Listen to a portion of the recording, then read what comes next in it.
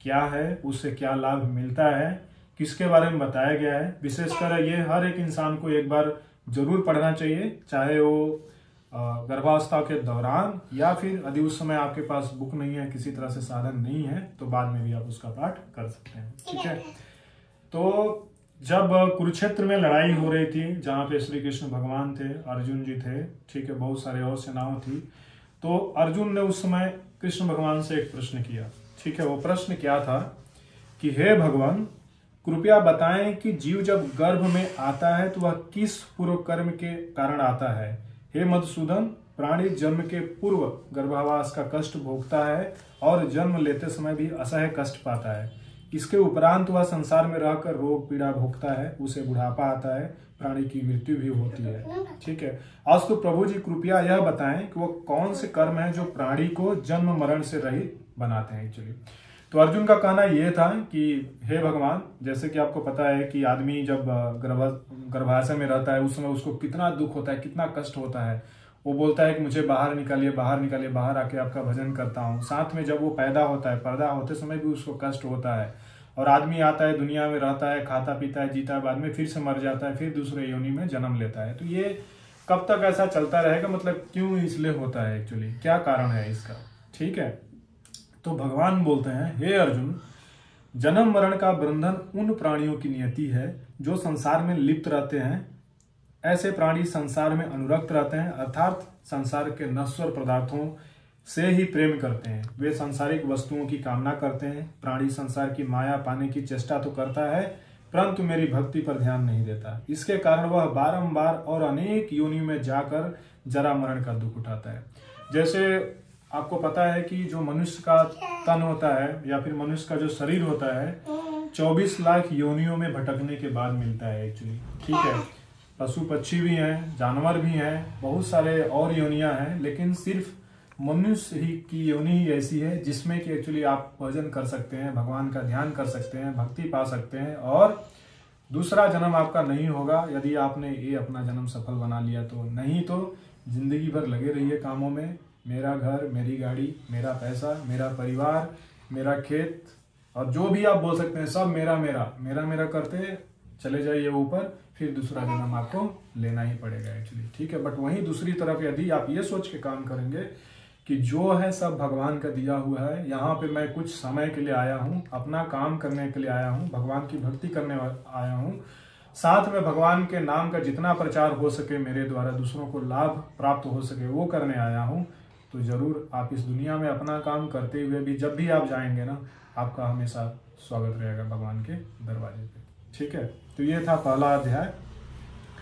दूसरा, अर्जुन जी फिर पूछते हैं, हे जनार्दन, सांसारिक माया मोह से मुक्ति तो बहुत कठिन है। माया चित्हर लेती है। मन, काम, क्रोध, लोभ, मोह, अहंकार रूपी विकार से घिरा मदमस्त हाथी है।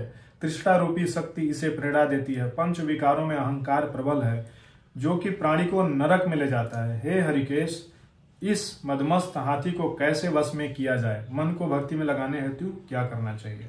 ठीक है। तो अर्जुन ने यही कहा कि भगवान जी, आपको पता है आदमी का जन्म कैसा है, मतलब दिन भर हम लोग फंसे ही रहते हैं, लोभ, मोह, क्रोध, काम जो भी है उसमें एक्चुअली। तो बहुत कठिन है भक्ति करना आपकी। कुछ ऐसा उपाय बताएं जिससे आपकी जो भक्ति है वो बिल्कुल आसान हो जाए एक्चुअली। ठीक है। तो भगवान जी बोलते हैं, हे धनंजय, जैसे मदमस्त हाथी को वश में करने के लिए अंकुश की जरूरत पड़ती है। अंकुश मतलब आपने देखा होगा, जो भी हाथी चलती है, जो भी हाथी को रखवाली करता है, उसके ऊपर जो बैठता है उसके हाथ में एक डंडा रहता है, डंडा में थोड़ा सा एक रस्सी बांधा रहता है, उसे मारता रहता है हाथी को, उसको हम लोग बोलते हैं अंकुश। तो बोलते हैं कि जैसे मदमस्त हाथी को वश में करने के लिए अंकुश की आवश्यकता होती है, उसी प्रकार मन को वश में करने के लिए अभ्यास द्वारा ज्ञान प्राप्त करना आवश्यक है। भक्ति और ज्ञान बराबर अभ्यास करने रहने पर ही प्राप्त होता है। तो ये सब सिर्फ आपके दिमाग का वहम है। यदि आपको लग रहा है कि मुझे भक्ति करनी है, भक्ति वाला रास्ता सही है, तो बिल्कुल भक्ति वाले रास्ते पर जाइए। यदि लग रहा है कि नहीं ये सब करके कुछ फायदा नहीं है, तो फिर आपको मैं क्या, कोई नहीं समझा सकता है। ठीक है। भगवान आके खुद बोलेंगे कि भाई तू मेरी भक्ति कर ले, तो भी आप भक्ति नहीं करेंगे। क्यों? क्योंकि आपके दिमाग में भक्ति है ही नहीं है एक्चुअली। ठीक है। तो पिछले बता दूं कि हम लोगों को करीब पूरी फैमिली, जो हम लोगों की 5 की फैमिली है, मैं, मेरी वाइफ और 2 बेटियां 1 बेटा, 5 लोगों की फैमिली ऐसी हम लोगों की कि पिछले 2 साल से हम लोगों ने पूरी तरह से अपना जीवन एक्चुअली सात्विक बना लिया है। सात्विक का मतलब होता है कि कुछ भी नहीं है, कोल्ड ड्रिंक, नॉनवेज, यहाँ तक कि चाय काफ़ी तक हम लोगों ने कोशिश किया कि छोड़ दें एक्चुअली, ठीक है। तो बहुत सारी चेंजेस है, वो नहीं, सब चीज़ें नहीं बतानी चाहिए। कहते हैं कि यदि आप सारी चीज़ें बता देंगे तो जो भक्ति का परिणाम होता है वो आपको नहीं मिलता है, बट जो चीज़ें बताने वाली होती हैं थोड़ा बहुत बता देता हूँ ताकि आप भी उस चीज़ को अपना लें एक्चुअली, ठीक है। तो यदि आपको भजन करना है तो सबसे पहले अपना दिमाग जगाइए कि मुझे भजन करने से फायदा क्या है, मैं यहाँ पे किस लिए आया हूँ, भजन करने से क्या मिलेगा, जो गलत काम करना रहा हूँ उससे क्या मिलेगा, ठीक है। आप लोगों ने देखा होगा मंदिरों में लोग जाते हैं और पैसा ऐसे चढ़ाते हैं, दिखाते हैं कि देखिए मैं दान कर रहा हूँ, लेकिन वही पैसा जब वो चोरी करते हैं उस समय वो लोग नहीं दिखाते हैं कि देखिए मैं इधर से चोरी कर रहा हूँ। तो मतलब अंधेरे में आप चोरी करते हैं, उजाले में दान करते हैं, ठीक है। एक तरह से चोरी का मतलब ये जरूरी नहीं कि आप बैंक से ही चोरी करें, चोरी कई प्रकार की होती है एक्चुअली, ठीक है। भाई से चोरी, बहन से चोरी, माता पिता से चोरी, दोस्त से चोरी एक्चुअली, ठीक है, पड़ोसियों से चोरी, बाद में आ जाता है कि सरकार से चोरी, ठीक है, बाद में जहाँ पे आप काम कर रहे हैं वहाँ पे चोरी।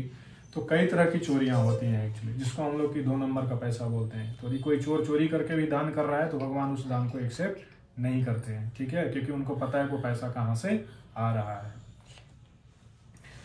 तो फिर अर्जुन बोलते हैं, हे मधुसूदन, आपकी भक्ति के लिए कोई वनखंडों में जा रमते हैं और कोई बैरागी बनकर स्थान स्थान पर भ्रमण करते रहते हैं। हे प्रभु कृपया बताएं कि आपकी भक्ति कैसे मिलेगी। तो अर्जुन पूछ रहे हैं भगवान जी का, आपने देखा बहुत सारे घर छोड़ के चले जाते हैं, तपस्या करने जंगलों पहाड़ों में चले जाते हैं। बहुत सारे लोग जोगी बन के घर घर भटकते हैं, भिक्षा मांगते हैं या फिर जो भी उनका रहता है। कुछ लोग तो बैरागी मतलब घर द्वार त्याग देते हैं। तो फिर आपकी भक्ति मिलेगी कैसे, क्या सही रास्ता है भक्ति पाने का, ठीक है। तो देखिए कृष्ण भगवान ने कितने अच्छे से उत्तर दिया कि हे अर्जुन, मेरी खोज में वन वन भटकते सन्यासी अथवा स्थान स्थान पर जाने वाले बैरागी मुझे तब तक प्राप्त नहीं कर पाते जब तक उनके हृदय में मेरा निवास नहीं होता।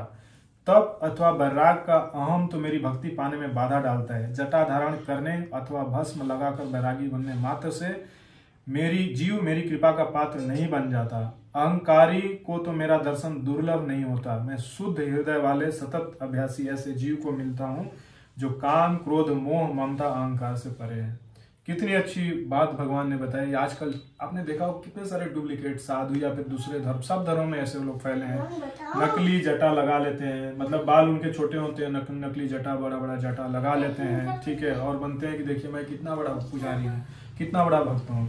तो भगवान जी यही बोल रहे हैं कि भाई साहब यदि आप ऐसा करते हैं ना, मतलब नकली वेश धारण करके बड़ा सा चंदन लगा लिए, कपड़ा जोगिया पहन लिए, एकदम मैं बाबा जी हूँ, तो उससे आपको भक्ति बिल्कुल ही नहीं मिलेगी। भक्ति पाने के लिए आपका जो हृदय है बिल्कुल शांत हो जाना चाहिए, स्वभाव होना चाहिए जिसके अंदर काम, क्रोध, लोभ, माया, ममता ये सारी चीजें नहीं होनी चाहिए। हर परिस्थिति में आपको बराबर रहना है।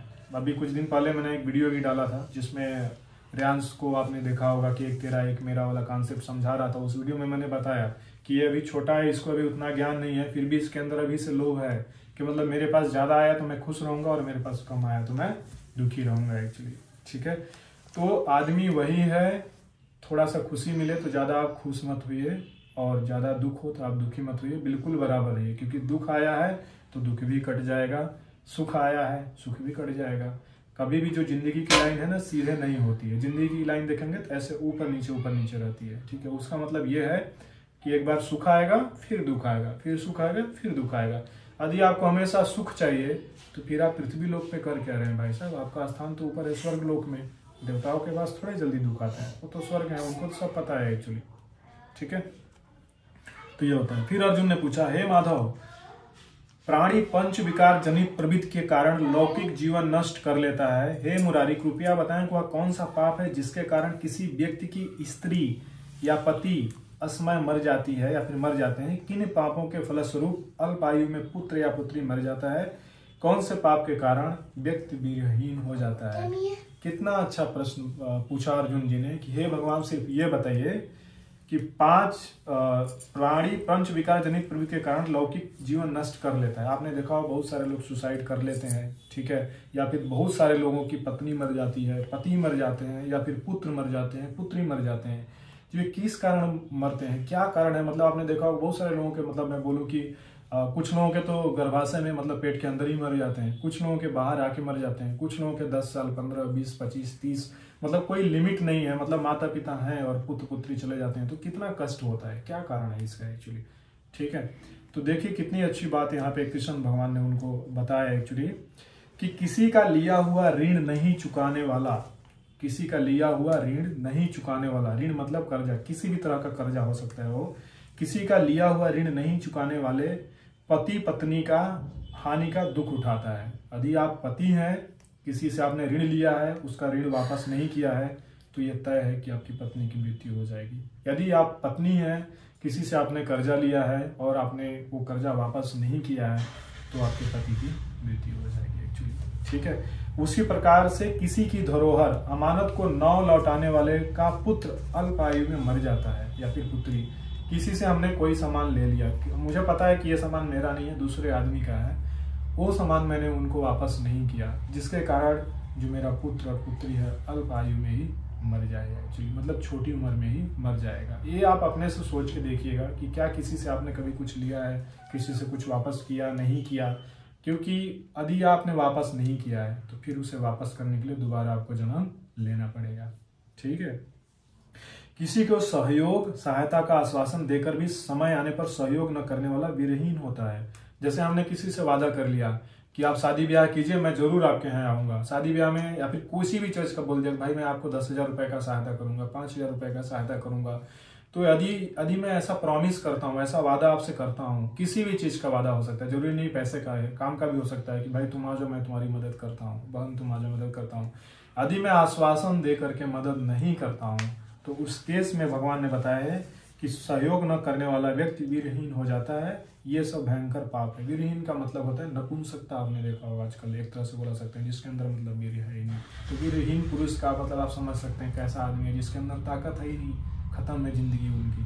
ठीक है, तो ये सब भयंकर पाप हैं जो स्त्री पुरुष एकाकी होकर भोगते हैं, मतलब ये स्त्री को भी भोगना पड़ता है और पुरुष को भी भोगना पड़ता है। ठीक है, तो अब बस 2 पेज और बचा है। तो फिर अर्जुन ने पूछा, हे दयानिधे, किस पाप के फलस्वरूप प्राणी सतत रोगी रहता है और किस कुकर्म के फलस्वरूप बोझा ढोने वाला जघन्य पशु बनता है? कि हे प्रभु बताइए किस पाप के फलस्वरूप। आपने देखा होगा बहुत सारे लोग बीमारी, मतलब जिंदगी पैदा हुए मरे नहीं, पूरे जीवन काल बीमार मतलब पड़े रहते हैं, मतलब स्टार्टिंग से लेकर के नहीं, पूरे जीवन काल बीमार रहते हैं। और आपने देखा होगा कि किस कुकर्म के फलस्वरूप बोझ ढोने वाला जघन्य पशु बनता है। आपने गधे को देखा होगा, जो लोग, या फिर आजकल तो बहुत सारे जानवरों को कितना ज्यादा वजन उठाना पड़ता है उनको, तो यही पूछ रहे हैं कि किस पाप के कारण वैसा मुझे मिलता है, मतलब वो ढोना मुझे पड़ता है बोझ। ठीक है, तो भगवान क्या बोलते हैं, हे अर्जुन, कोई सौभाग्य कांक्षणी कन्या को बेचने वाला सतत रोगी रहता है। सौभाग्य कांक्षणी कन्या का मतलब होता है एक्चुअली जैसे कि जिनका शादी ब्याह नहीं हुआ है, एक्चुअली बहुत अति सुंदर कन्या है आपके पास, उसको आपने बेच दिया, तो आप जब भी आपका दूसरा जन्म होगा पूरे जीवन काल आप हमेशा बीमार रहेंगे एक्चुअली। ठीक है, अभक्ष भोजन और मादक द्रव्य का सेवन करने वाला अधम योनि में जन्म लेता है। अभक्ष भोजन का मतलब होता है नॉनवेज, जो मैंने बताया, मादक मतलब होता है शराब वगैरह। ठीक है, द्रव्य का सेवन करने वाला अधम योनि में जन्म लेता है एक्चुअली, मतलब बहुत ही खराब योनि बोल सकते हैं वैसा। ठीक है, झूठी गवाही देने वाला, भोजन बनाकर पंच कमल कर स्वयं भोजन करने वाला बिल्ली और सुकर की योनि को प्राप्त होता है। ऐसे लोग बिल्ली और सुकर की योनि में जाते हैं एक्चुअली। ठीक है, तो झूठ नहीं बोलना चाहिए, झूठी गवाही नहीं देना चाहिए। ठीक है, हाँ ठीक है, और अभक्ष भोजन नॉनवेज और मादक पदार्थ मतलब शराब का सेवन बिल्कुल भी नहीं करना चाहिए। ठीक है, तो फिर अर्जुन ने पूछा, हे प्रभु, इन संसार में जिनको आपने धन्य धान्य दिया है, उत्तम साधन दिए हैं, तो उनका पुण्य क्या था? आपने देखा होगा कि बहुत सारे लोगों के पास बहुत पैसा है, गाड़ी है, बंगला है, सोना है, चांदी है, हमारे पास कुछ भी नहीं है। तो मुझे देख करके दूसरों की इच्छा होती है ना, भाई उसको तो इतना मिला, हमारे पास कुछ भी नहीं है। वो क्यों है? क्यों कोई राजा है इस पृथ्वी में, कोई क्यों गरीब है एक्चुअली। ठीक है, तो भगवान बोलते हैं, उत्तम रीति से सुयोग्य पात्र को स्वर्ण आदि दान करने वाला धन्य धन और वाहन आदि पाता है। उत्तम रीति से सुयोग्य पात्र को स्वर्ण आदि दान करने वाला धन्य धन और वाहन आदि पाता है। सत्य सनातन वैदिक रीति से सुयोग्य वर को विधि पूर्वक कन्या दान करने वाला उत्तम मानव योनि का अधिकारी होता है। समझ में आया क्या?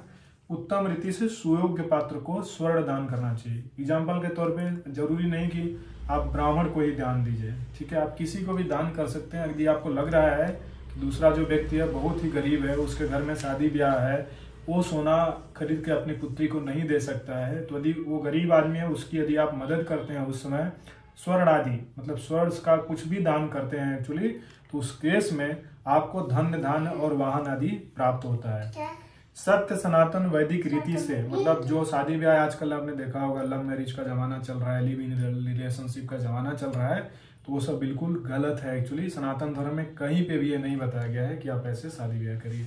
जो भी नियम तरीके हैं शादी ब्याह का, उस तरीके से यदि आप अपनी बेटी का शादी ब्याह करते हैं तो आपको कन्यादान करते हैं, तो उसके लिए आपको उत्तम मानव योनि का अधिकारी बनाता है, आपको एक अच्छा सा मानव जीवन मिलेगा एक्चुअली, ठीक है, मानव योनि। फिर अर्जुन पूछते हैं, हे प्रभु, संसार में कोई तो सर्वांग सुंदर है और कोई कुरूप है, सो श्रेष्ठ स्वास्थ्य और स्वरूपवान शरीर किन पुड़ियों से मिलता है। आपने देखा होगा कि बहुत सारे लोग हट्टे कट्टे बॉडी बिल्डर अच्छे स्वस्थ हैं, बहुत सारे लोग बहुत सुंदर हैं, बहुत सारे लोग बहुत खराब हैं। तो ऐसा क्यों है कि कोई सुंदर है भगवान, कोई खराब है? क्योंकि जीव तो सबके अंदर सेम है, तो ऐसा क्यों होता है कि कोई बहुत सुंदर है कोई क्यों खराब है, ठीक है। तो इस केस में भगवान क्या बोलते हैं, हे कौतन, हे कौंते, बेसिकली कौंते मतलब कौंती पुत्र, तो अर्जुन को ही बोलते हैं, पुरुष का रूप स्वरूप नहीं गुण महत्वपूर्ण है। समझ में आया क्या? रूप से कोई मतलब नहीं है, गुण मतलब जो आपके अंदर है वो बहुत जरूरी है एक्चुअली, ठीक है। फिर भी आकर्षक देह संत विद्वानों की सेवा एवं निरंतर ज्ञान की आकांक्षा के फलस्वरूप मिलता है। पिछले जन्म में यदि किसी ने संत विद्वानों की सेवा बहुत अच्छे तरीके से किया है, बहुत अच्छा ज्ञान अर्जित किया है, तो वो इंसान इस जन्म में बहुत सुंदर बनेगा एक्चुअली, उसका चेहरा उसका दिमाग सब कुछ सुंदर रहेगा एक्चुअली, ठीक है, फलस्वरूप उनको ये मिलता है। तो आज के बाद कोई यदि आपको लगे कि ये तो मेरे से ज्यादा सुंदर है, तो समझ लेना कि इस इंसान ने पिछले जन्म में बहुत अच्छा कर्म किए हैं, बहुत अच्छा संतों की सेवा की है, साधुओं की सेवा की है और बहुत अच्छा ज्ञान प्राप्त किया है, जिसकी वजह से फलस्वरूप ये मेरे से सुंदर है, ठीक है। लास्ट अध्याय अब हम बोलेंगे। तो फिर अर्जुन पूछते हैं, हे दयानिधि, प्राणी धन और संसारिक सुखों से मोह क्यों रखता है? मतलब आप तो भेजते हैं कि जाओ भाई नीचे भजन वजन करो, फिर आदमी यहाँ पे आकर के मोह माया में लिप्त हो जाता है, संसार में जो भी मोह माया है क्यों वो फंस जाता है, ठीक है। तो भगवान बोलते हैं, हे महाबाहु, अगर मेरी कृपा से प्राणी वंचित हो जाए तो धन दौलत और संसारिक सुख आदि से प्रीति करने लगता है। यदि आपका भगवान में ध्यान बिल्कुल भी नहीं है तभी आपको इन संसारिक वस्तुओं से मोह माया रहेगा, लेकिन यदि आपको भगवान से मोह माया है तो मुझे पता है कि ये सब परमानेंट नहीं है, तो मेरा उससे थोड़ा भी लगाव नहीं रहेगा, ठीक है। दौलत संसार से प्रेरित करने लगता है। यह सब नाशवान है, विवेकी साधक को इससे दूर रहना चाहिए। जो व्यक्ति संसारिक व्यामोह से मुक्त हो काशी हरिद्वार अवंतिका अयोध्या आदि पवित्र स्थलों के दर्शन और मेरी निष्काम भक्ति करता है, वह राजा जैसी संपन्नता को ज्ञान प्राप्त करता है। तो यहाँ पे भगवान ने 4 चीजों का वर्णन किया कि जो व्यक्ति संसार रहित व्यामोह से मुक्त होकर, तो मतलब आप संसार में रहिए, अपना काम कीजिए, लेकिन उसके साथ साथ मतलब इन सारी चीजों में आपकी आसक्ति नहीं होनी चाहिए, और काशी हरिद्वार अवंतिका और अयोध्या इन 4 पवित्र स्थलों का दर्शन जरूर करना चाहिए। वह राजा जैसी संपन्नता और ज्ञान प्राप्त करता है। इसी प्रकार विनम्र भाव से दान, विनम्र भाव से दान का मतलब है गुप्त दान करने वाला, कामना रहित होकर दूसरों की सेवा करने वाला सदा अपनी आवश्यकता अनुसार धन पाता है, उसकी काया निरोगी रहती है। कितनी अच्छी बात बताई है, आप लोगों को पता नहीं समझ में आया कि नहीं आया। इसी प्रकार विनम्र भाव से दान, गुप्त दान जिसको हम लोग बोलते हैं, गुप्त दान करने वाला कामना रहित होकर, मतलब ये नहीं कि मैं दान कर रहा हूँ 500 रुपये आपको चढ़ाता हूँ भगवान, मेरा ये नौकरी लगवा लीजिए, मैं 10,000 रुपये की चोरी करता हूँ, 1,000 आपको चढ़ाता हूँ, ऐसा कर दीजिए। यदि आपके अंदर कामना है, यदि आप दान करते हैं, आजकल तो कॉमन हो गया, हर किसी को आपने देखा होगा कि लोग बोलने लग जाते हैं कि भगवान जी मेरा ये काम करवा दीजिए, आपको 1 किलो लड्डू चढ़ाऊंगा, भगवान मेरा ये काम करा दीजिए, आपको भंडारा कराऊंगा। अरे भाई, जो खुद भंडार के सागर हैं उनको आप लालच दे रहे हो कि आपका 1 किलो लड्डू चाहिए उनको, आपका क्या भंडारा कराने से उनको भंडारे की कमी है भगवान को क्या? ठीक है। तो भगवान को आपके किसी भी चीज की जरूरत नहीं है, सिर्फ जरूरत है आपके कि आपका दिल सच्चा होना चाहिए, आपके अंदर काम क्रोध लोभ मोह माया बिल्कुल भी नहीं होनी चाहिए।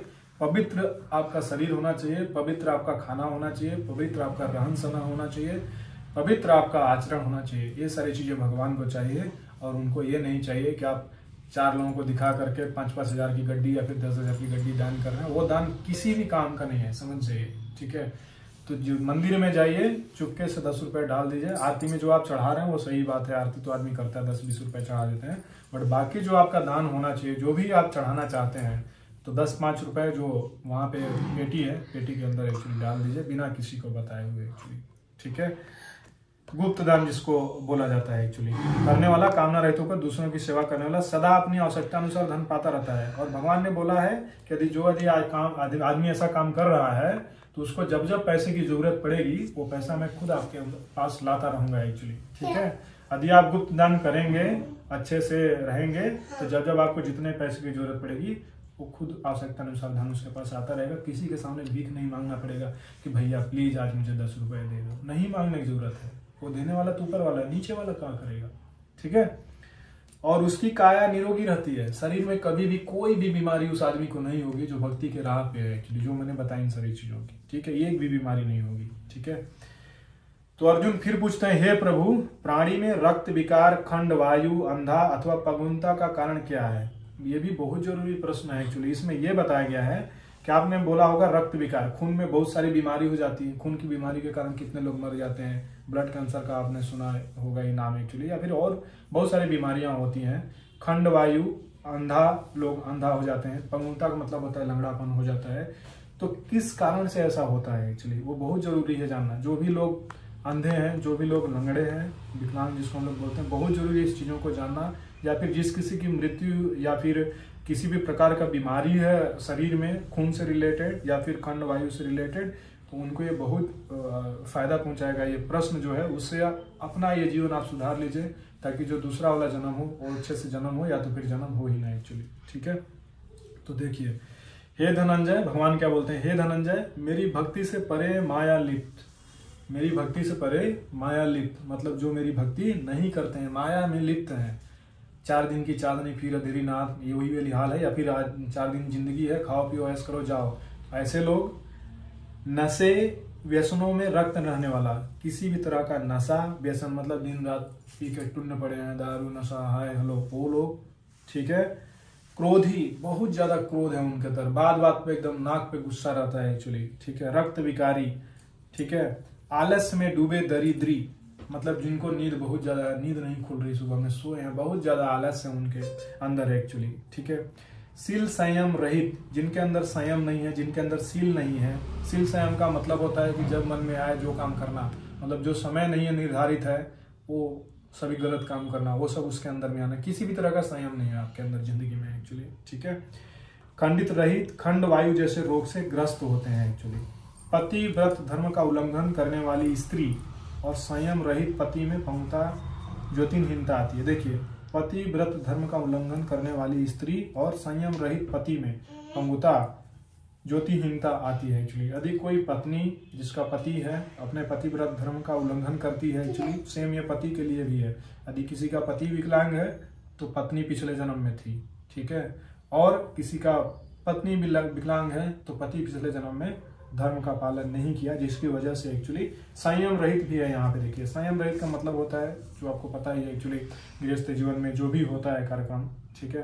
तो यदि वो जब मन में आया तब आप करते हैं तो उस तरह से आपको पंगुता और ज्योतिहीनता मतलब अंधा, या तो आदमी विकलांग पैदा होगा या तो फिर अंधा पैदा होगा, सिर्फ इन 2 कारणों की वजह से एक्चुअली। तो यदि इस जन्म में जो भी गलत काम आपने अब तक किए हैं, भगवान के सामने जाइए, माथा टेकिए, माथा टेक के बोलिए, हे भगवान, आपने मेरे से भी ज्यादा पापी लोगों को उतारा है। कितने लोग थे, मतलब बहुत सारे लोगों को आपने, कितनी कहानियां यदि आप पढ़ना चाहेंगे कि ऐसे ऐसे लोगों का भगवान ने उद्धार किया है ना, तो आप क्या है, आपका पाप तो उनके सामने कुछ नहीं, बहुत कम है। तो यदि उन लोगों को भगवान माफ कर सकते हैं, उनको सही रास्ते पे ला सकते हैं, तो हमको क्यों नहीं ला सकते हैं। एक बार उनके शरण में जाइए, तो उनसे बोलिए तो कि भगवान, आज तक जो मैंने भी गलत काम किए हैं, आपको पता है मैंने क्या किया है।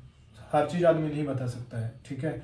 आपको पता है, आप तो अंतर्यामी हैं, आपको सब पता है कि हमने क्या गलत काम किया है, क्या अच्छा काम किया है।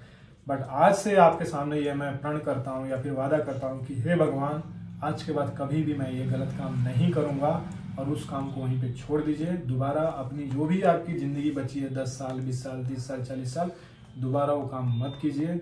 जो भी आपका नेक्स्ट जन्म होगा ना, जो भी आप नेक्स्ट योनि मिलेगी, वो बहुत अच्छी योनि आपकी मिलने वाली है एक्चुअली। ठीक है, हम लोग हैं अब लास्ट पेज पे।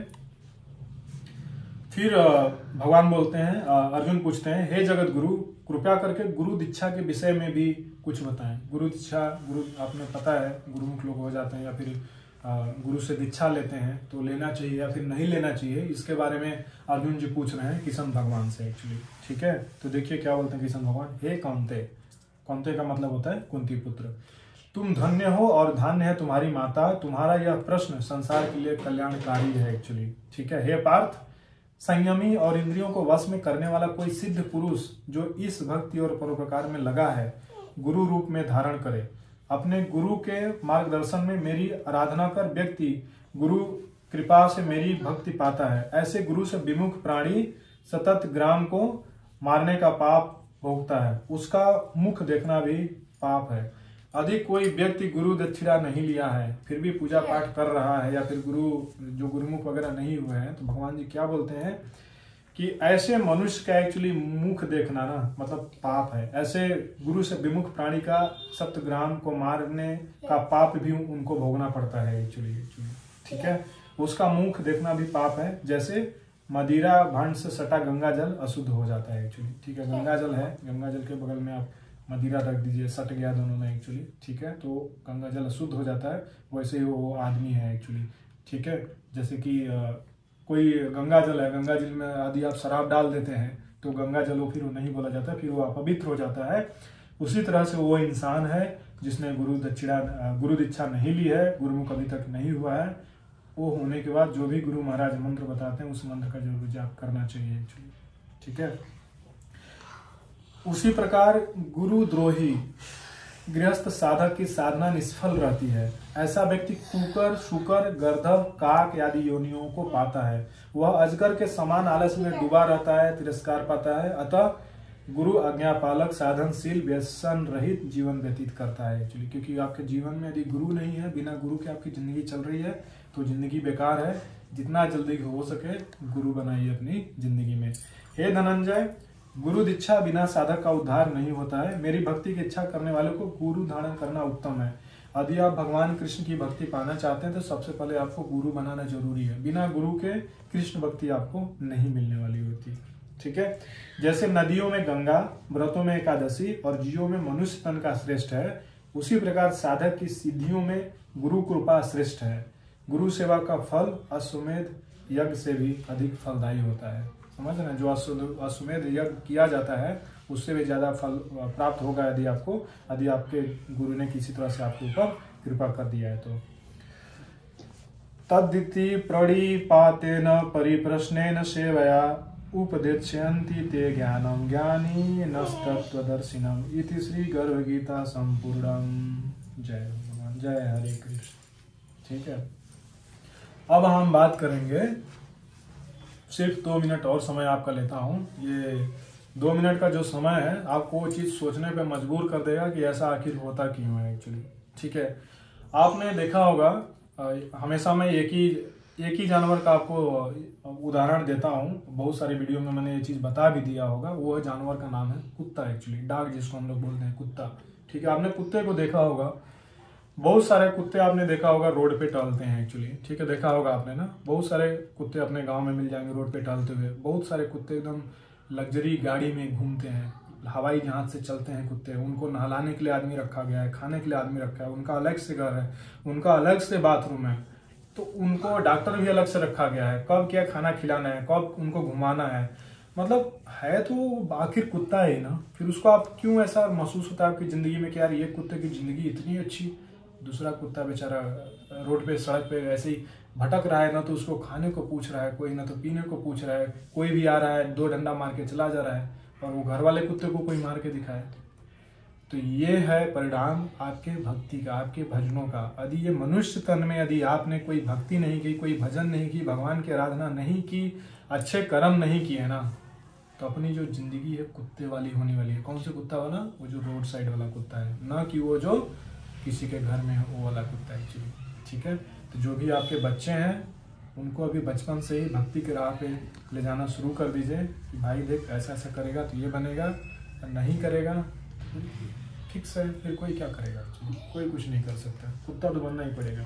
ठीक है, इसी के साथ अब हम समाप्त करते हैं अध्याय को। ठीक है, जय श्री राधा रानी, जय श्री राधा वल्लभो जयति, श्री हित बंदे, जय भगवान।